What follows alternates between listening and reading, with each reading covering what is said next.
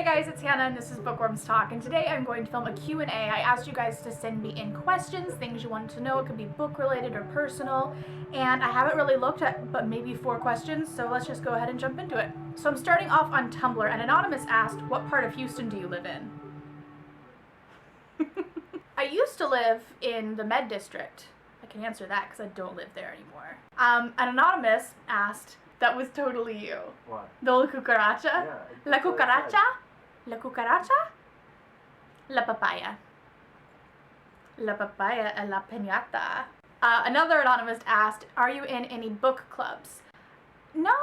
I used to be like more active, I guess, in Goodreads, like book clubs, but I did a really bad job at following along with books. Karen C. Gonzalez asked, hey Hannah, I've been watching your channel for a while now and I love your videos. You're one of my favorite YouTubers. I was wondering how you analyze books. I've been on the edge of starting a book blog and just doing the detailed reviews in general, but have never been able to analyze books. Have a fabulous day. Oh, thank you. I don't know, man. I think it was just so ingrained in me, just from, I guess, English classes, and I almost kind of hated it when they overanalyze things, so I try not to be like super pick it apart. I don't know, I guess to answer your question is I just try to look at it from the author's perspective in writing it, because I feel like you can find deeper meaning in smaller things if you look at it from that perspective. If you think why said event was put into it or why this character is there, like are they a representation of the protagonist's conscience? Are they, you know, representative of something? So I don't know, I guess I try to like look deeper into it. I don't want to beat it to death though, because I feel like that kind of ruins the joy of reading, but I try to pay attention. I try to write notes while I write as well. That way I can go back. If I take a long time to read a book, I can remember, I think that they said something about that before, and then I can go back in my notes and check. So I hope that answers it a little. Anonymous said, do you write anything, like poetry or a novel or just in a journal? I actually do. I've how many novels have I done? I guess three technically. One of them, yeah, no, I did finish that one. It was really bad though. I wrote it when I was like 14, 15. I think it was like 14. And then I wrote another one in high school. I was more proud of that one though. I doubt I will publish it. But the third one that I'm working on right now is the one that I am hands down most proud of. I've been working on it really hard for 2 years now as of April. And yeah, it's my work and I love it. And I like asking really difficult questions and that kind of being the overall theme of the book. So yeah, that's as much as I can really say right now. I don't have anything copyrighted, so I don't feel comfortable like spewing my synopsis, you know? But yeah, I do. I write full length. I'm a very long-winded person. You guys don't know that because I get to edit out a lot of my babbling, but I'm a very long-winded person, so it's hard for me to write short things. That's also my weakness in writing, but Megan, my friend who edits my books for me, usually is just like, shorten it down. But yeah, so I do write that. I do write poetry too. I've gotten into writing poetry a bit more now. But yeah, no, my love is really with writing books, like full-size books. Anonymous asks, thoughts on the 50 Shades Darker movie? I haven't seen that. It's not out yet. But like maybe my thoughts on like how I think it will be. That was my favorite book, hands down. I liked it. I felt like there was a better, I don't know, writing style about it. And it was like my favorite plot line as well. The first film was fun. I heard that as far as like intense kind of scenes go, they're gonna be a little more gung-ho with it, which, not to sound like a sadist here, but like I feel like the first film lacked that as far as like for psychological reasons. Again, I'm not trying to spoil for people who haven't read it. I don't know if those articles that I read were legit or not, but so those are my thoughts on the movie. Anonymous also asked, ideal breakfast. Ooh, omelets. I love omelets. So I'd say omelets with like mushrooms and cheese and onions and like chives, stuff like that, and coffee. That's what I really like. But hands down, best omelet I had, Megan Simpson from Reading Books Like a Boss and I both love the omelets at the Hyatt Regency in Dallas. We had them twice and I wish that we could have them every day, but it was like expensive, so that didn't happen every day. But it happened twice and it was so good and no omelet is compared. It's delicious. So Captivity is Evil and Wrong said, hi, want to be friends? Sure. Your thing is interesting. Your URL, that's what it's called.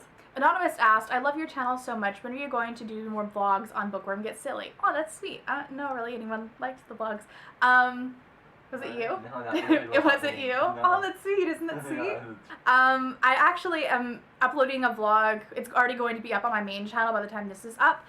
But yeah, so I have my vlog for RT. That's my most recent one. And I do want to get more into vlogging. It's just kind of one of those things when you gotta practice, then it's hard to get back into because you have to get used to like not giving a shit about people staring at you and thinking you're just weird. But yeah, I do want to get back into it. And it's summer and Corey will kind of force me to get back into it. I'm sure he'll help me out. Anonymous asked, if you saw the 50 Shades movie, what was your favorite scene? I do have a review for the movie, by the way. If you haven't seen that, I will link that over on this side of the screen and in the description.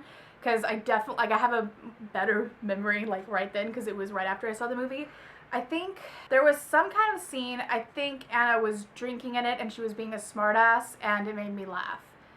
And for some reason, I remember her wearing some kind of weird, like, worn graphic t-shirt. So whatever scene that was, I enjoyed because it was funny. I can't remember anything else. On Facebook, Savannah Little asked, have you read any of the Gossip Girl series? No, I haven't. I used to watch, like, the tail end of the show because there was some other show on, like, the CW that I wanted to watch that came on after it. So I don't really know it. I have a friend that watched the whole TV series and really liked it, but I don't think I'll read the books just because I don't think they're my cup of tea so much anymore. In my day, I would have loved them, I'm sure of it. Nadia went Cottney? I'm bad with names, guys. Nadia asked, just finished Ugly Love and loved it. Which other new adult type book should I read by Colleen Hoover? Ooh. I mean, okay, I would say maybe Someday if you're looking for something to err on the funnier side and also just kind of like a groundbreaking side. I love that book.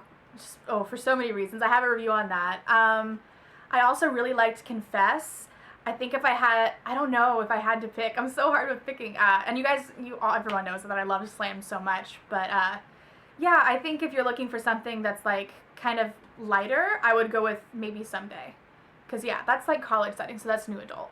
Megan Hux asked, I read Beautiful Disaster, The Edge of Never, The Edge of Always, Thoughtless, Effortless, Reckless, and most of Colleen Hoover's other books. Cora McCormack, Molly McAdams, do you have any recommendations that are similar to these? Oh, that was a lot of books. I do have one off the top of my head, and I recommend this like hands down every time when I see books like this. The Sea of Tranquility by Katja Millet. I loved the hell out of that book, and I don't remember so much of it now, and it breaks my heart, and I want to reread it, and I don't reread books, so when I say that, it does mean something. So yeah, I would definitely recommend The Sea of Tranquility by Katja Millet. I have a review on that if you want to like know more of a summary with it. What do you think of anything else? Sweet Thing by Renee Carlino. Really big fan of that too. Also have a review for it. And then I would recommend both Tiffany DeBartolo books, God-Shaped Hole and How to Kill a Rock Star. Again, I have reviews for all of these books that I'm talking about. I review everything I read. And if you don't know who Taryn Fisher is, you need to get on that because she's one of my favorites ever. And I think you would like The Opportunist based on the other books she said. Debbie DeVito Rappaport asked, I would love to know what books she just can't wait to read. I don't know, like books that are just like a priority for me to read or like that are going to come out. I don't know any specifically that are going to be coming out that I'm like anticipating. Okay, this one counts. I really want to read Grey. I don't think I've told you about this either. 50 Shades of Grey told from Christian's perspective. Oh, November 9 by Colleen Hoover. That's kind of my number one. I'm really freaking excited about that book. You don't even know. On Instagram, I was asked by Penny Jernberg, what makes you want to read a certain book or even stop reading a certain book that you've already started? If there's too long of a lull, I mean, I write myself, I know that books have lulls. It's hard to not have them, but yeah, when a lull just lasts too long, and by lull, I guess I mean like nothing is really happening or time is just, it's necessary for there to, I don't know, be an expansive time between two bigger events. If that just gets to be too long, that I sometimes stop reading. Another thing that gets me to stop reading a book is if I'm spoiled. That's happened to me so many times. I was spoiled on the Rosemary Beach series. I heard that something happens. I'm not going to spoil. I was on my Goodreads status and I was like 17% done, and then someone said something that happened at the end and I'm like, you obviously know I'm not done. Really?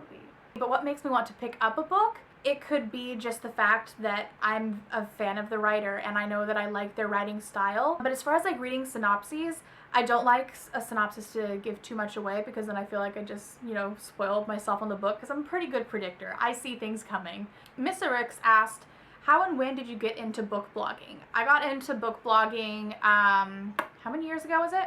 I joined July 29th, 2012, and that was the anniversary of the first book that I wrote. I finished writing it on that day, back a long time ago. So I wanted to kind of do something like that on the same day. Hey, Lils. Yeah, it started off me and Shalini. I wanted to review books with her, but then I was reading them faster than she was, and so then I did my own thing. That's kind of how it started, at least. I wanted to start it because I didn't have many friends. Like, Shalini was my only friend at the time that read any books at all. I read a lot more than her at a faster pace, so I wanted to talk to someone about it, and I didn't really have that, so I started YouTube. It just happened like that. Alicia Brooke 91 asked, if you haven't already, I'd like to know your thoughts on the movie called Keith. It's on Netflix starring Jesse McCartney. Very good movie. I have had that on my list on Netflix for a really long time, and I don't know why I haven't watched it. I actually like Jesse McCartney. I was a big fan of his singing days. I probably know every song and every word on that freaking album. The first one, the green and the white one. Jennifer Terry 12 asked, what was your very first book that you read? First book that I read cover to cover, it was Twilight. I had read books for school, but I really didn't. I would have it read to me, or I would get my dad to read it, or I would just skip chapters. So like I never cover to cover read a book until I read Twilight, and I was in middle school when I read that. It really got me hooked, and yeah, I love those books for that. Alex Salvatore asked on Twitter, what do you think of the Outlander finale? Corey, leave the room. Go to your happy. It was rough. It was so rough. Yes. It was difficult to watch. I watched it with Megan, and she warned me. And it wasn't enough. It was probably by far the most brutal scene in television. To my recollection, I think Game of Thrones might have had something a little tougher with the hounds, that scene. Yeah, it's up there though, and like most brutal, most difficult to watch. I wanted to look away the entire time. It was a tough one. I don't really think I can find better words to say than just it was freaking tough. Sometimes I get like questions based on writing, and if you want me to do an entire video, I tried to film one and I didn't like it, and so I never published it. But like a writer Q&A, I was thinking I could do that, or something like that. So if you guys want to see that, let me know, and I'll be happy to do a video like that for you. And if you have any other questions, I will respond to them down there in the comments, and maybe I'll do another one of these videos. Let me know what you would like to see, as well as like tag videos. Just tell me what you guys want. I know you want book talks, so I'm always working on those, but as far as like other fun videos to put between book talks, let me know what you like. And I will see you guys later next time on Bookworm Stock. Bye. I heard you fart. I know.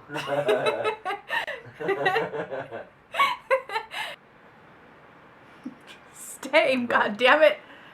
It's still like up. Motherfucker. Yeah, because I. Oh, no. No, hold on, I have to get hairspray.